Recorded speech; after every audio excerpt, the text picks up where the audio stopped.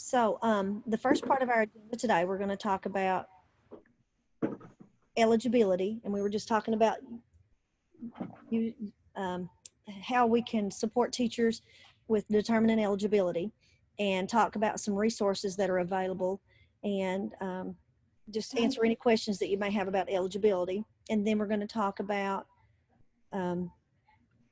using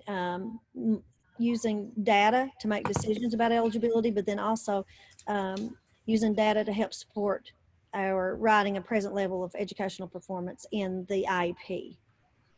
So I wanted to share with you first a resource, and then we could just have some discussion about it. But on my screen, can everyone see my screen? Yes. Okay, great. So this particular page is the Kentucky Department of Education. If you go to KDE's website, you can go up in the search bar and just type in eligibility.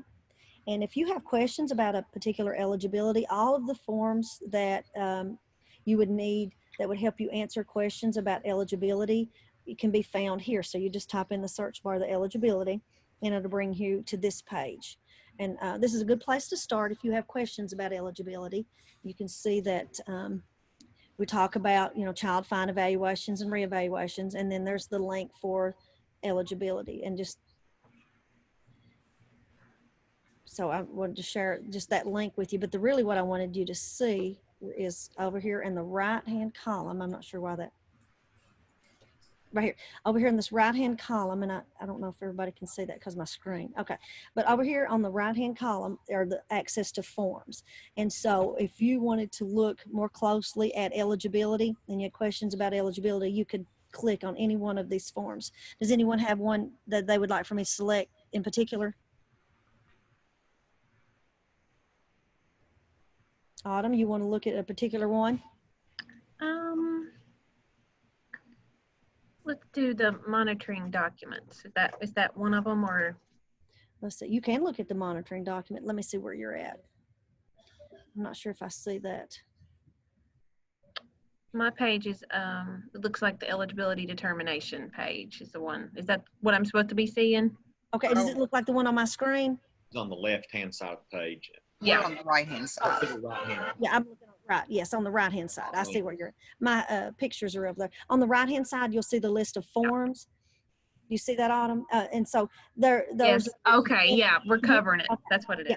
Yeah. And so it was covered. Yes, that's what happened to mine. But on this particular form, on this side where the forms are at, you can see that all of the disability categories. That's where you can access the eligibility forms. So if you were had a question about eligibility for a student, so if you're new to special education or have only been in special education a short period of time, sometimes it's good to just be able to have access to the eligibility forms. And so I like to send folks to this, the department's the link, and so you can access those. So if there's a particular one that you wanted to look at, we could just take a look at them. So if we wanted to look at the eligibility form for, maybe let's look at DePaul or Brona. Is there either one of those? You look at SLD. It's a little different than all the others, and it requires signatures. Okay. It's a little more involved. Okay. So if we're thinking about looking at what eligibility is for a specific learning disability, so that should be, does everyone see that on the screen now that I'm sharing? Yes. Okay, great. So I'm going to move this over again. So this is just that eligibility form. So if you have some questions or maybe you're not real clear on it, you can come and take a look at this form, and this is really what you find in Infinite Campus when you start working on eligibility. But this kind of gives you some guidance, and so you look at this form and you make a determination if a student does present with a specific learning disability, and how you can use the data that you have from your reports to make a decision about eligibility. Dean Paul, is there anything you want me to talk about specifically here? Yes, the one thing to note would be that in order for the child to be found eligible, all the boxes would be marked yes. Good. Okay, so when you're looking at down that left-hand side of that page, you're going to have to meet all that criteria that's listed there. The other good thing about SLD and what KDE provides for us is an additional guidance document that goes with SLD alone. And so you have that at your fingertips as well at the KDE website. You can pull that up and you can read all you want to read about things like exclusionary items such as attendance, or whether the child's had the proper instruction in reading, or whether they've had the proper instruction in math and those types of things. And then obviously you would get into looking at, if you look at number 2 there, the eligibility itself. Are you using method A, which most of our regional districts use method A, where they go to by the discrepancy model. There's a set of tables, and you have to take the IQ test, or the score from the IQ, and you compare that to your achievement scores in reading, math, and written expression. And then you would say, okay, is there a discrepancy, or does the child meet the discrepancy in that area? So that's how you would determine that. And then you would check which one they meet it in. Is it basic reading skills there for number 3, or is it reading comprehension? You see the area where you can meet the discrepancy on item number 3. If you just want to go right on down there, we can just cover it. And then it says the deficit and achievement are not primarily a result of any of these things: visual, hearing, and motor impairment. Those are your exclusionary clauses for SLD. And so if there's cultural factors involved, if the child has limited English proficiency, you would want to be cautious about finding them eligible for SLD. If they have an emotional behavioral disability, they certainly that would be an exclusionary clause. A mental disability, those types of things. So that is very well explained in the guidance document, in the SLD guidance document as well. So if you want to read more about that, it's certainly a great resource for all of us as we try to get these eligibility determinations correct. And Denny, Paul, on method A and method B, if the district you can do either or. You can. It's not suggested as a best practice, Brana. I think you and I have had that discussion at many junctures along while we've been working together as co-directors, and then also since I've been at KVEC. Response to intervention is another avenue to lead to eligibility in specific learning disability. However, the policies and procedures handbook in your district should have chosen a way for you to do that. And then some districts left it as either or. So you could choose to do either one. I know like in Pikeville Independent where I was, we just chose a method and stuck with the severe discrepancy.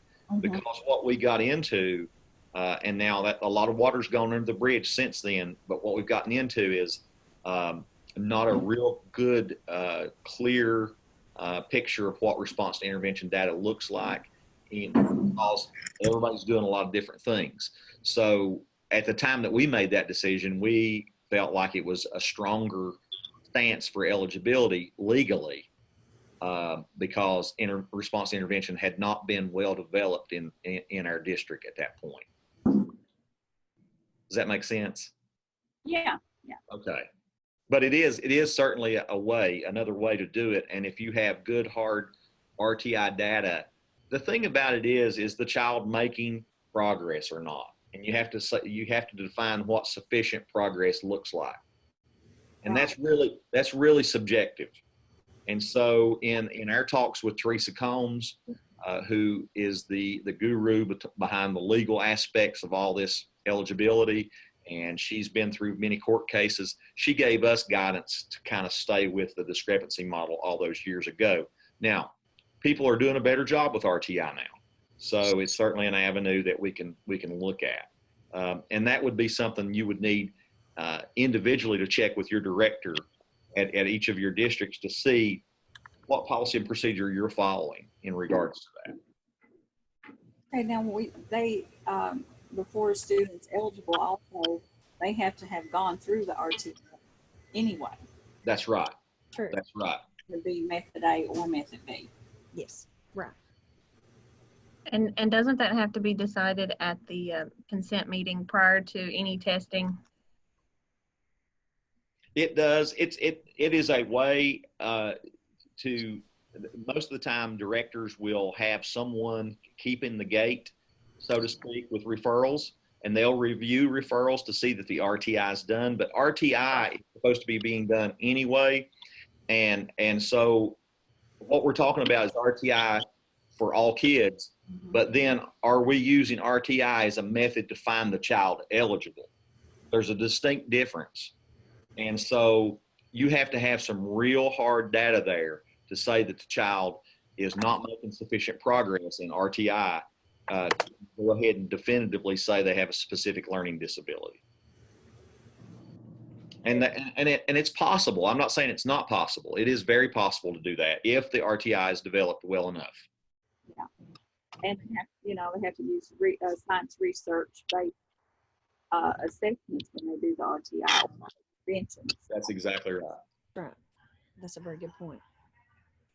Well, with RTI, all kids are at the universal do the universal screeners with tier 1, but when you get to tier 3, that's when it's close to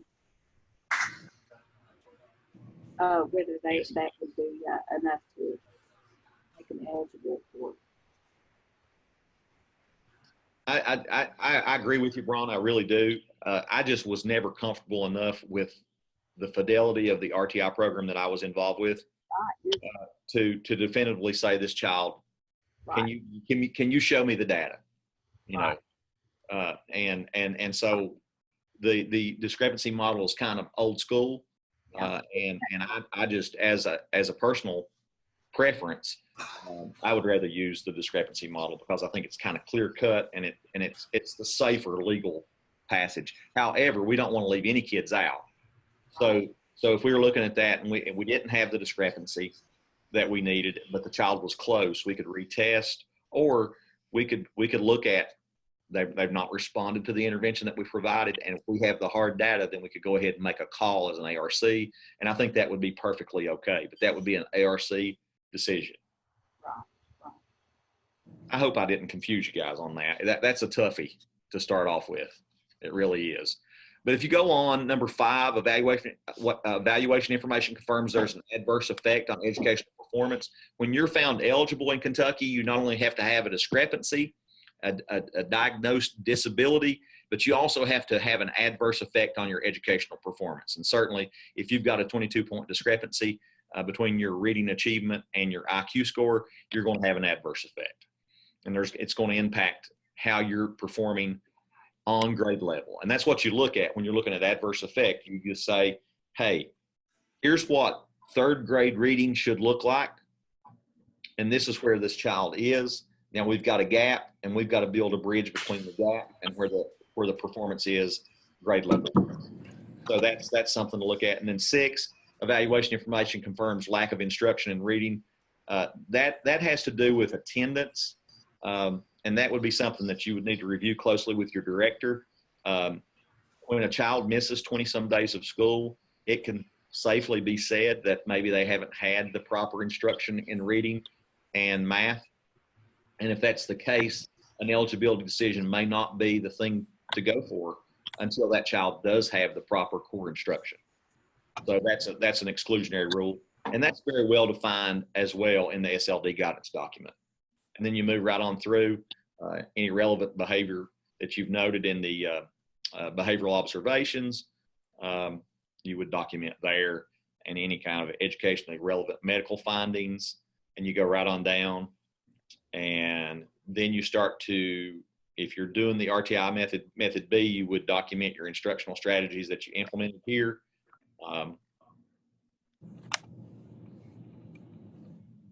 And then there's a place there, the students' parents have been notified of the policies regarding those particular items, and describe how the information was provided to the parent. If you go to the record review document where we're reviewing files, there's a question on there about RTI, and it says there's criteria. The RTI should be research-based.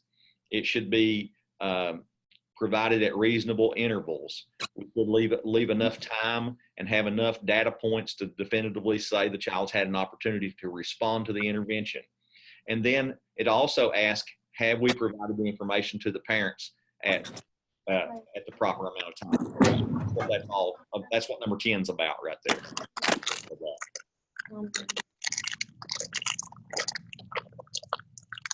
This is one of the more difficult eligibility pages.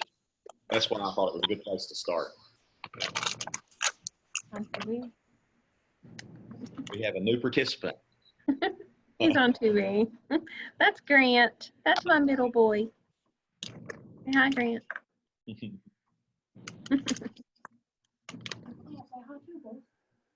I got another one in here. I just got a whole room full of kids. Oh, Got one at home too. that time of day, isn't it? Yep. So then you go on the next page and you're looking at the triangulation of data.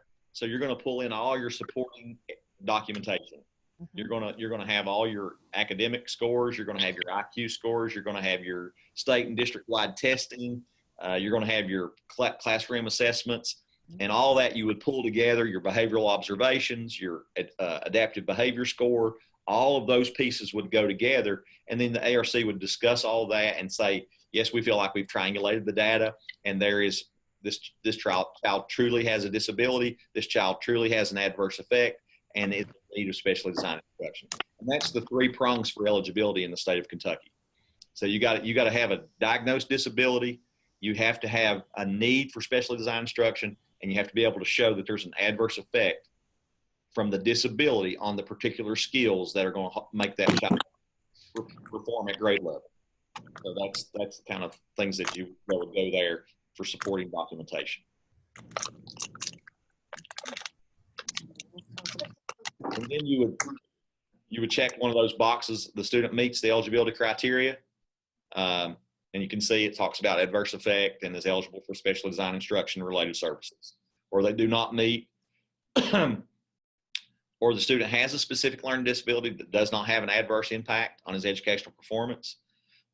So there are several things that you can check there, but most of the time, if they have a discrepancy and there's an adverse effect, we are able to show it and they need special design instruction, we check the top box. Did I leave anything out, Bronna, on that? Anything you can think of about triangulation of data that I may have not talked about? I'll get him in the morning. It's fine. I'll get him in the morning. Yeah, I'll upload them and send you a link. Okay, that'd be fine. I don't think Bronna heard me. Okay. I did want, so that was a good point. Daniel. I'm sorry. You're okay. That sounds good. No, I was just asking, was there anything else you could think of in triangulation of data that we may have left out in our discussion there? No, it's, I think. Okay.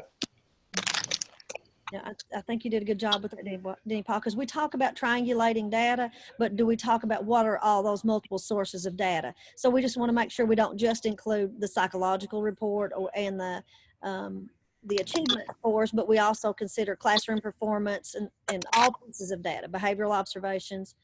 Yeah. That's a good point, Dion. I think that's a good point, yeah, to talk about that triangulating data, because we have lots of data, but we have to think about what data is the most relevant when we're considering that disability category.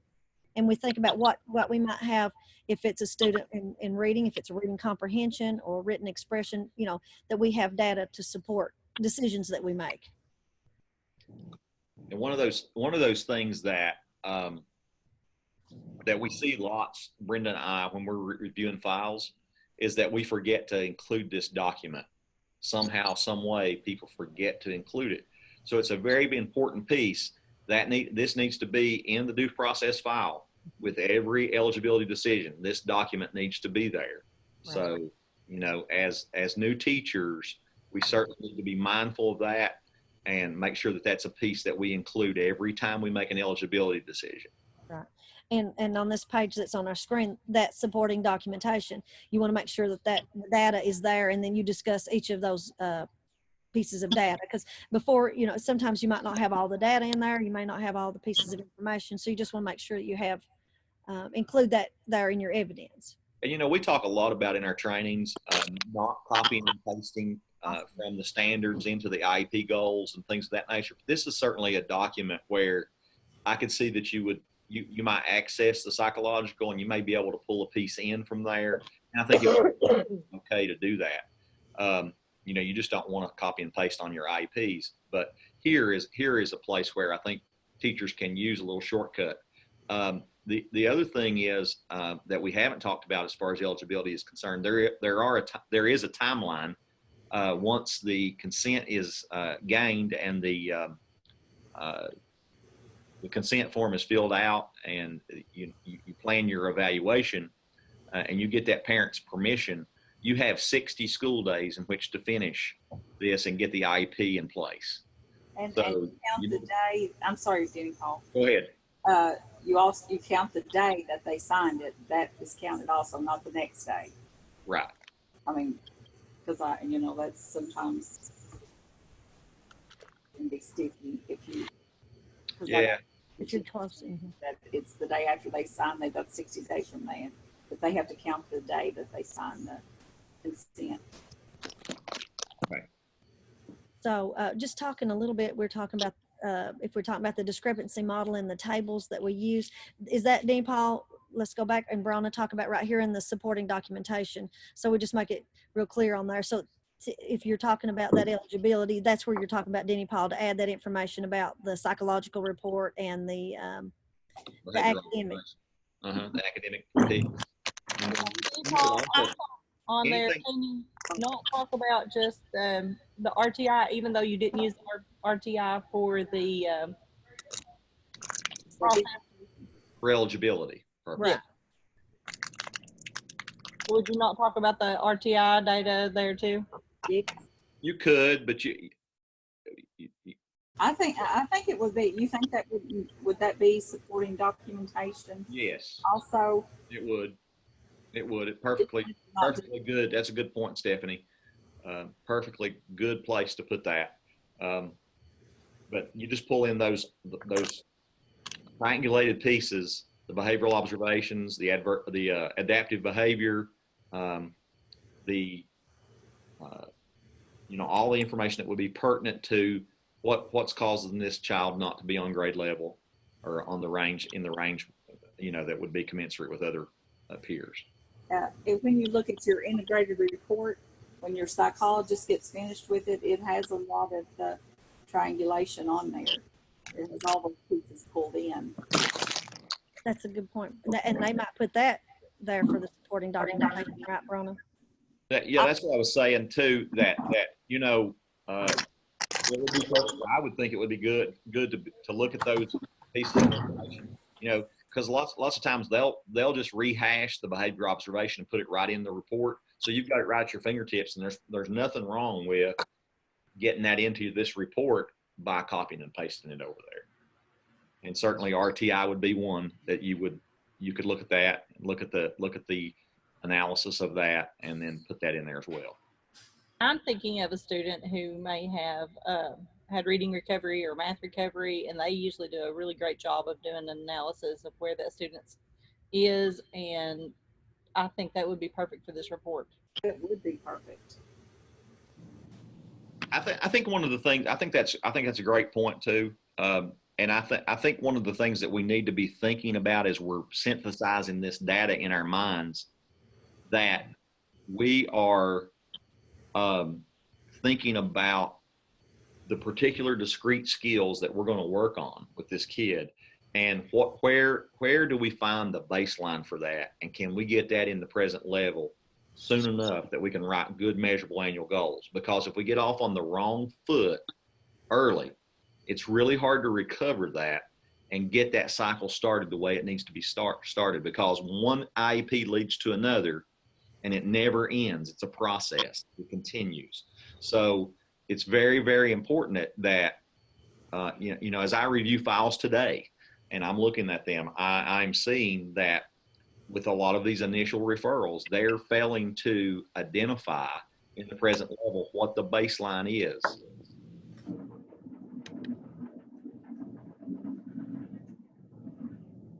And so you've got to be able to identify what the baseline is in order to write good annual goals and be able to progress monitor them appropriately.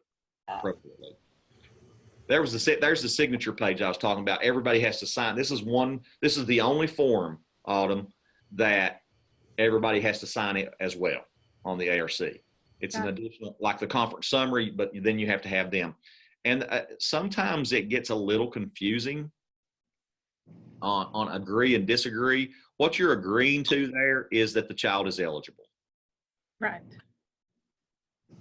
And don't you have to have an additional behavior observation too, or am I remembering that wrong? Two observations. Yeah. Okay, I knew there were two, but I was thinking there was one additional for, maybe I'm thinking of something else, but I know whenever we'd have the, like SLD, if we suspected SLD, there was another thing that we had to do because it's, just certain pieces had to be in there. And I know we talked about the discrepancy versus the RTI, and we have to decide that beforehand. But there seemed like there was something else I may be thinking of. I don't know. It might come to me. You brought up another really good point there. You do have to, if your policies and procedures allow you to make a choice, once you choose one way of doing it, if you're doing RTI, you can't change in the middle of the string. No. So Yeah, up I front, think that's tricky. you decide that in your referral meeting, and so that's a very, very good point. And then it's perfectly a good best practice. If you're suspecting that the child is LD and let's say reading, math, and written expression, to have a behavior observation in each of those. It seems like there was something, maybe it is the, I'm thinking of the motor screening and the initial, just kind of gathering all the data. The motor screening seems like it has to be, that has to be addressed, I'm guessing, because of the nature of SLD. Am I saying that right? Yeah, that because if there's something else that's causing the problem, then that would exclude them from SLD. Right, right.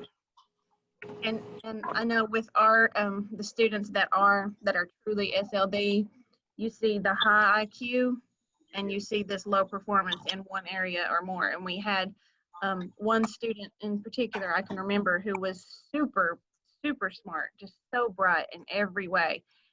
But when it came to writing or reading the text in front of him, he could not do it. But man, was he good in the other areas. And so when you say discrepancy, I think before coming into this job, I would wonder what discrepancy are they referring to. But that's it's the performance level versus what he's actually capable of doing. Exactly. The IQ versus the performance. But that was something that you pick up as you go. But that was, so I wanted to clarify that if somebody else maybe had the same, question about what that is. If you look at that full scale IQ scores, let's say you got a child that's got a 101 full scale IQ.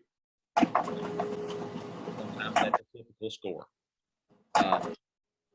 We start looking at those scores academically in reading, math, and written expression. And if they're in the high 70s or low 80s, they're going to be in that ballpark.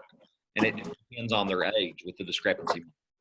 So you have to go through that process, and usually someone like a director or a experienced teacher go through that discrepancy table, and there's a table that you fill out that answers that question. Your criterion score has to be either equal to or below in order to qualify on those tables. Those in that SLD handbook or guidance document, there's a link that takes the reference table. I maybe can pull that up for them, Verona.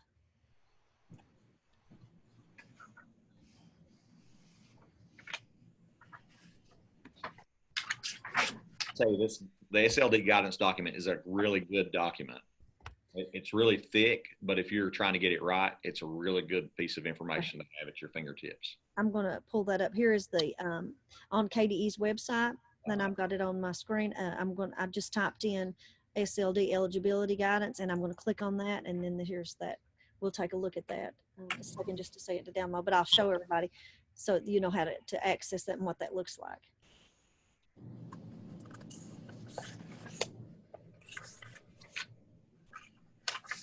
Okay, so here is, let me try to get it on my screen, full screen. Here is what that SLD eligibility guidance document looks like. And so it'll give you some very specific information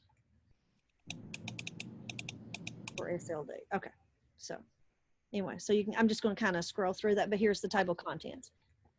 And here's that, when we're talking about that discussion about method A or method B, and here's some more information about that discussion if you want to look at that further. So all of those extra resources, great resource to have when you're looking at a student with that has a SLD, you think is eligible for SLD.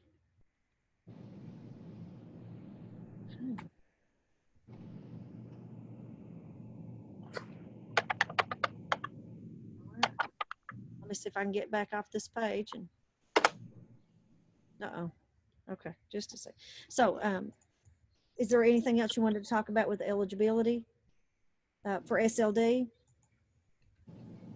The other forms for documentation that from that list that Dion had pulled up there on the right, Here it is.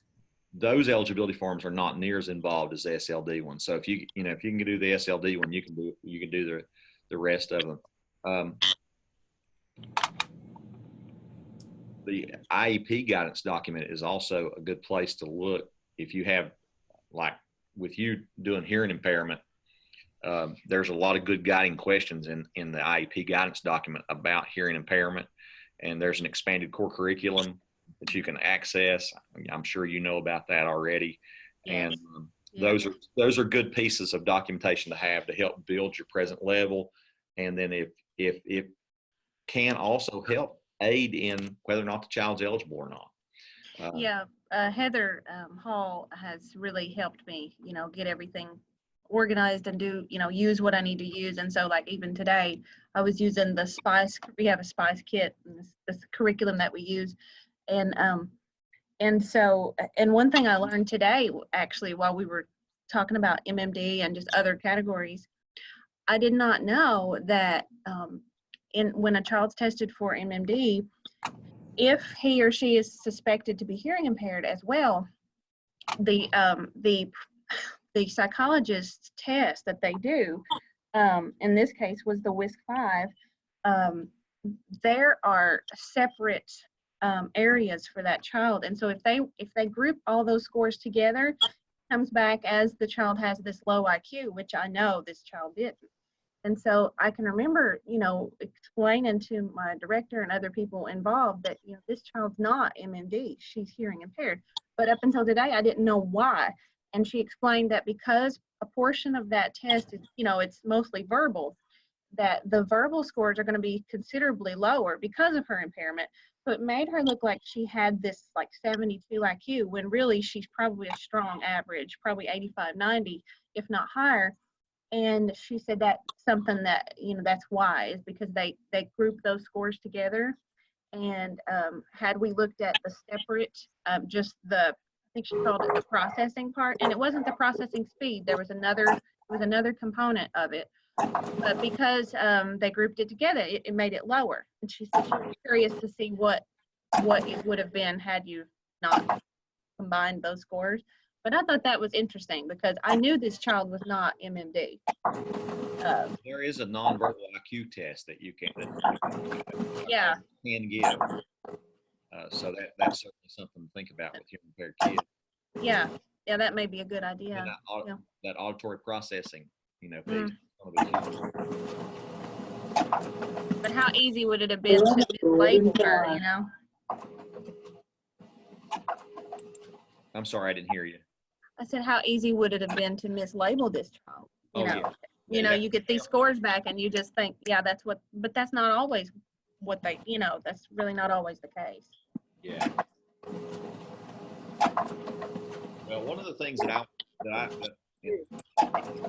working with eligibility as a former director, one of the things I always tried to get across to everyone in the room is that we're not here to keep anyone from getting it. Let's not start with that. Okay, let's start with, we've got well-developed RTI over here, covering every student in this school. And if they do not meet eligibility for special education services, all is not lost because we still have Tier 3 RTI. And just because a kid's eligible in one area does not mean that they're not still getting RTI in other areas. They could be low in some areas surrounding that due to reading difficulty and still need RTI. And I think one of the fundamental things that we have to get away from is using RTI as a vehicle to just get kids into special education. And think about that RTI is ongoing. It's 24/7, 365. You know, it's all encompassing, and we're all responsible for it. Not just more special, but everybody's responsible for it. And so, just because the child becomes eligible does not mean they automatically stop receiving RTI services and everything. Right, because RTI should be ongoing, right? That was my like when we were talking about SLD, that's what kind of hit. And whenever you have to think about deciding method A or method B, in my opinion, you're doing both anyway. I mean, if you're going to get a psychological test or cognitive test done, then you're going to be doing RTI anyways through the process. So it's kind of like you're using both.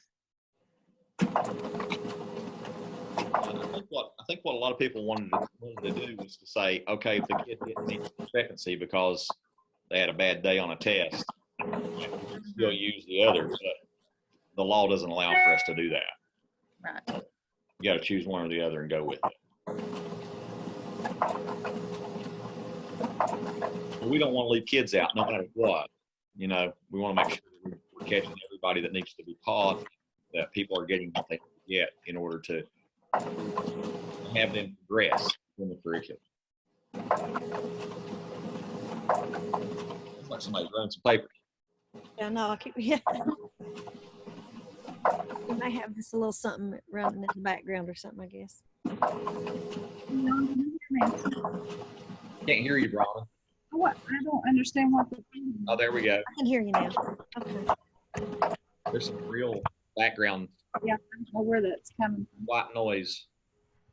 What? That's my droney voice. No, it's like a copier or something. Yeah. What it sounds like? Sounds like somebody running papers off.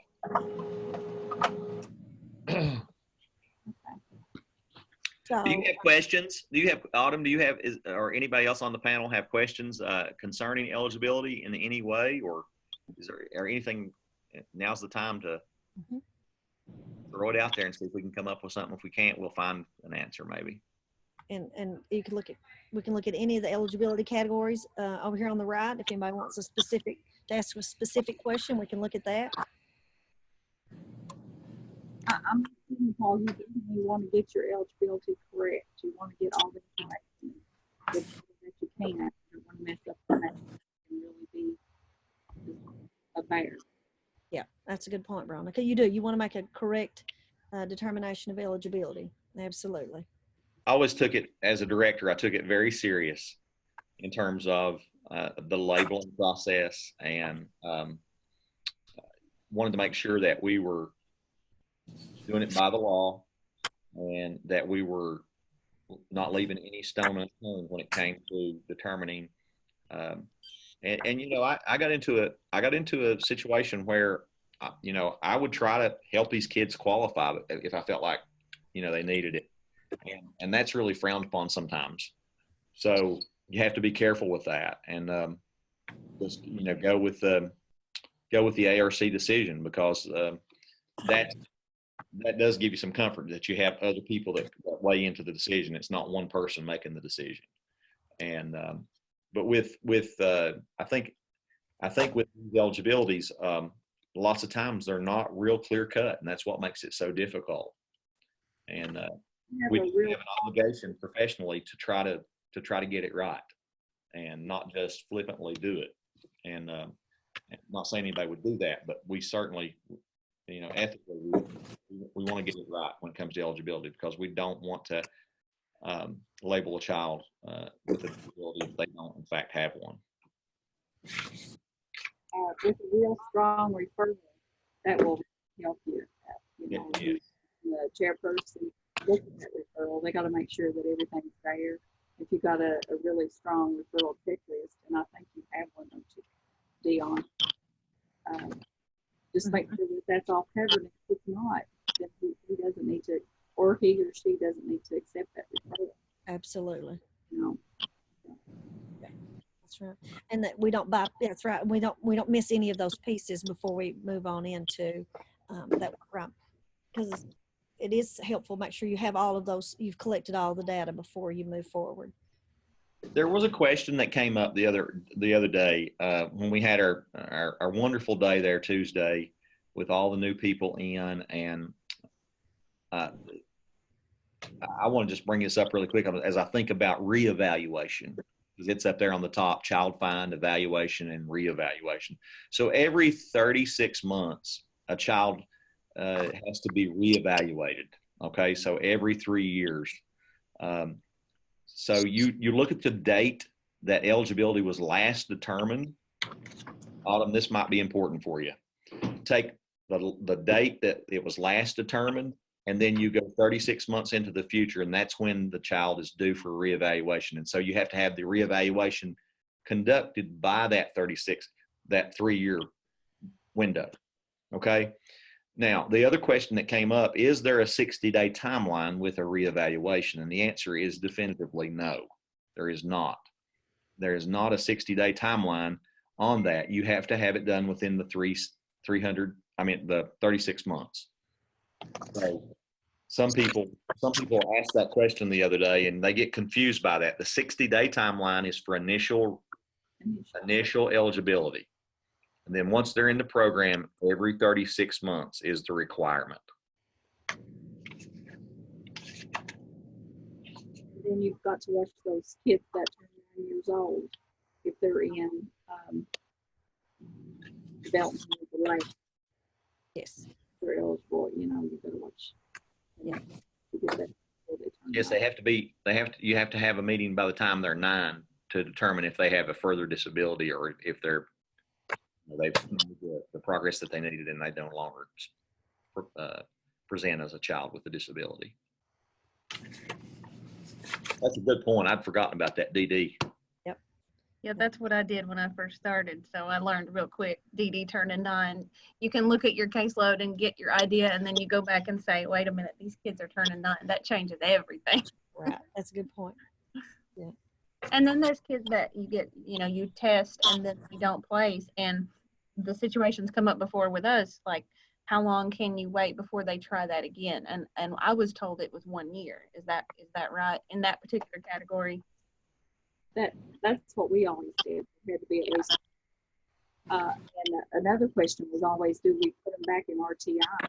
Go back to RTI. I think we can. I don't know what your policy is, but I think that would be a good thing to do. Because in Tier 3, they're getting good services. That's a good point, Brona. What's a Denny? But yeah, now I have a week at least of small group and one-to-one instruction. We have some really good RTI. You might count on a lot of the eligibility identification.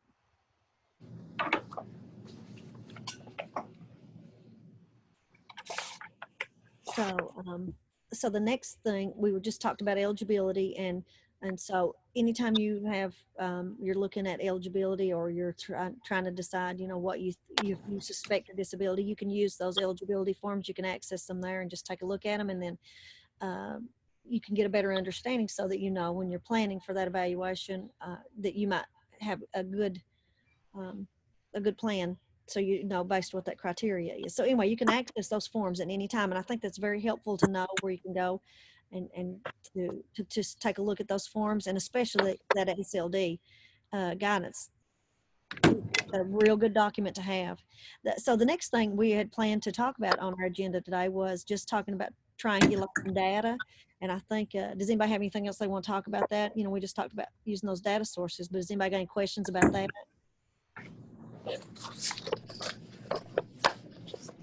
So the final thing we wanted to have a brief discussion about today is just developing a present level. And so I know Denny Paul's been doing a lot of work, and I'm sure Brona can speak about this too, but we could just spend the next 5 minutes talking about, developing that present level. Brona, you want to go first? You want me to, or what? You go ahead. Okay. All right. So look at my guide. In your guidance document, in your IEP guidance document, starting on page 9, there is some clear-cut commands, I guess, if you will, or pieces that have to be there.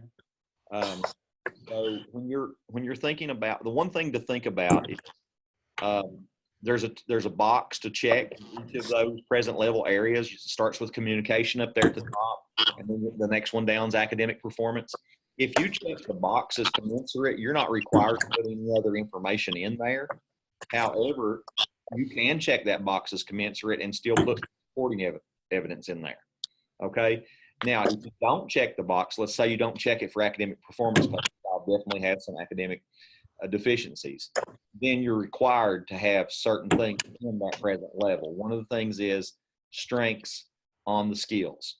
Okay, so the child, what does the child do well around these skills that we're talking about they're deficient in? So a child could have some strong basic reading skills, but still be deficient in reading comprehension.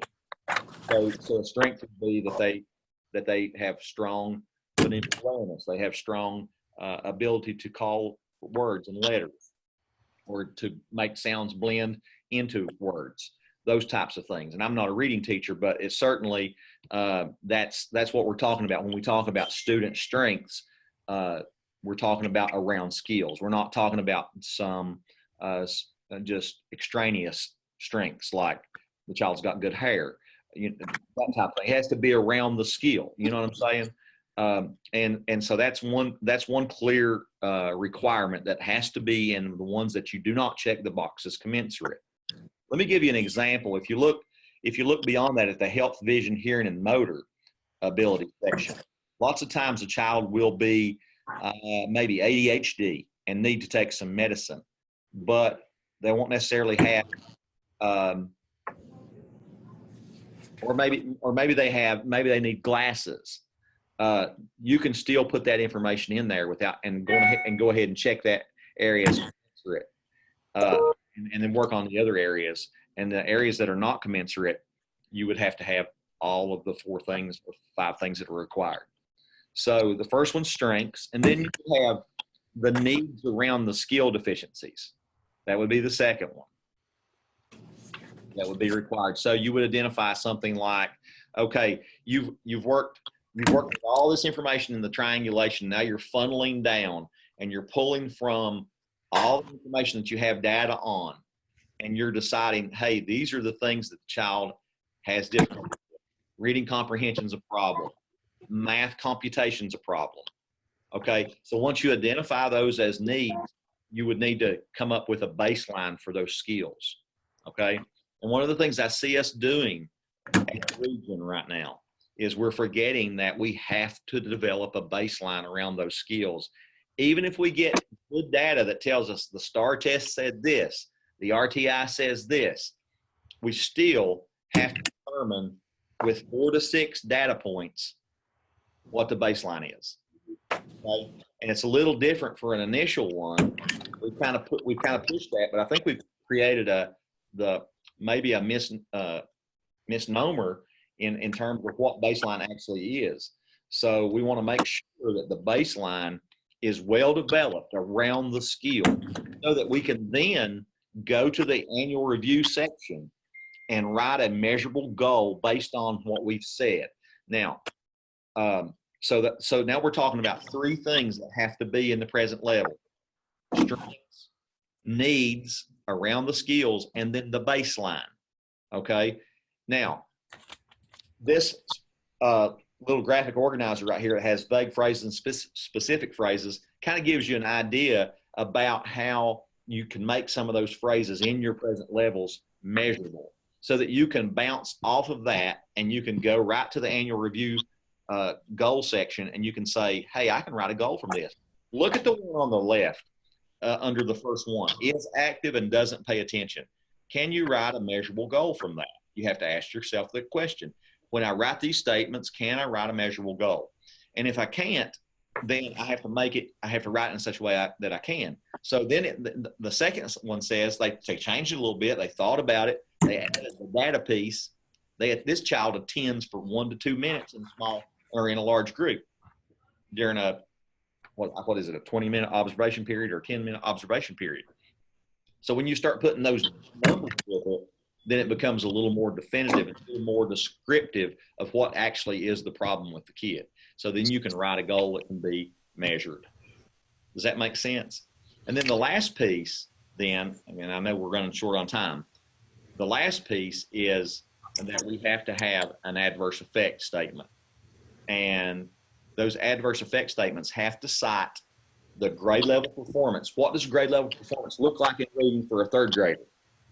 And then you say, okay, this is what it looks like, but this is where my child is here that we're working with. And that's how far behind they are. So we've got to cite that grade level around that skill, what that skill looks like. Right. To that performance level in relationship to similar age peers. What does it look like? And how far is the gap? And it's our job to write a goal that's going to approximate how much we can get done in a year, taking into account their pace, their rate of learning, their ability, their disability, and how difficult it is to get it done in 365 days. And then write a measurable goal that's going to get them a little closer to commensurate grade level performance.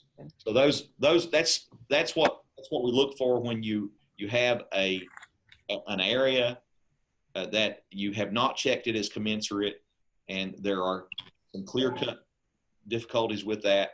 You have to have those pieces in there. The other piece that you might put along with that in the present level would be supporting test scores. Would be a fifth one. They don't talk a lot about that, but adverse effect is certainly the fourth and final one. And then you could put some test scores in there, like you know, it's okay to reference like the white score or the star score, but those are not baseline scores. You got to keep that. So if you don't have baseline, you have to develop it yourself around the skills that have been identified through that funneling process. Okay? It's 4:31. It is. It is. Thank you, Danny and Brona and everybody that's participated today. So we'll resume our next Zoom meeting. Will be the second Wednesday of the month. So that looks like our next meeting will be on October 9th from 3:30 to 4:30. And our next topic is going to just be talking about IEPs, just developing IEPs and talking about how we use the Kentucky Academic Standards when we're doing goal writing and developing IEP. So that's our primary topic next time. If you guys think of something else you want to have conversations about, we just kind of put together that structure. But if you guys will send me an email and have something that you really want to talk about with folks all around the region as we join this Zoom meeting, you guys send me an email and we'll certainly add that to our agenda. And if you think of something along the way, we'll share it with others.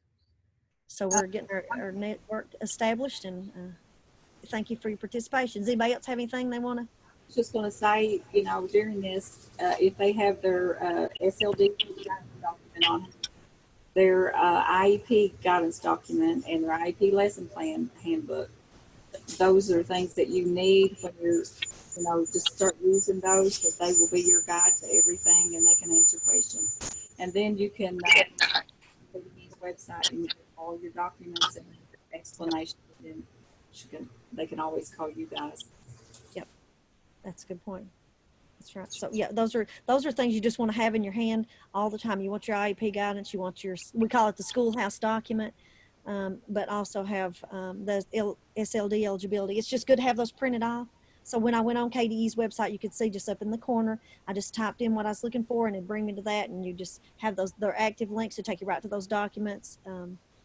And that way you have just review them. Policy letters on there, you know, in the document also. So. Yep. So I also want to put a plug in for a series that Brenda Combs and I have started around the IEP development, and we're going to make those available each couple of weeks on the Holler. So if you go to the Holler, there are some videos that are available around this topic that we talked about today, which was present level. And we put together about a 30-minute video on that, so you can always go back and listen to that discussion, and hopefully there'll be some support for you if you're having problems with that. I think our next one's going to be on goal writing, so it should be really good. anybody have any questions, comments, anything else? Good. Okay. So we'll come back together next month, October 9th. We'll see everybody back here at 3:30.